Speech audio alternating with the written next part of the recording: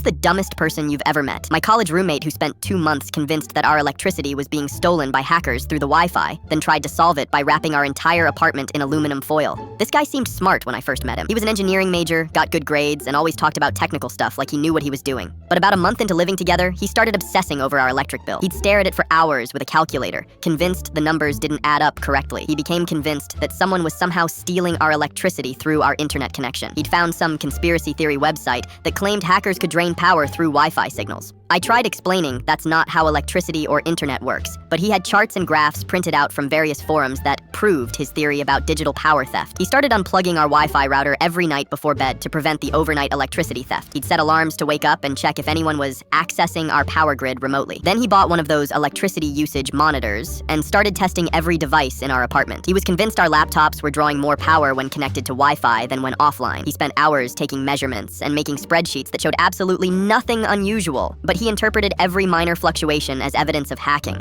The situation escalated when he discovered that our electric bill was slightly higher than our neighbors. He became convinced this proved that hackers were specifically targeting our apartment. He started researching electromagnetic shielding and learned that aluminum foil could block radio signals. In his mind, this meant it could also stop hackers from stealing our electricity through Wi-Fi. His plan was to create a Faraday cage around our entire living space to protect us from digital power thieves. He bought hundreds of dollars worth of heavy-duty aluminum foil from the grocery store. Over one weekend while I was visiting family, he covered every single wall, window, and surface in our apartment with aluminum foil. He even foiled the ceiling and wrapped it around all our furniture. When I came back, our apartment looked like the inside of a spaceship. Everything was completely covered in shiny aluminum foil, from the refrigerator to the bathroom mirror. He was incredibly proud of his work and showed me his power monitor, which showed slightly lower electricity usage. He was convinced this proved his theory about preventing digital theft. What he didn't realize was that covering all our windows with foil had blocked out most of the natural light, so we weren't using lamps during the day anymore. That's why the electricity usage had dropped. The real problem started when our landlord showed up for a routine inspection. He took one look at our foil-covered apartment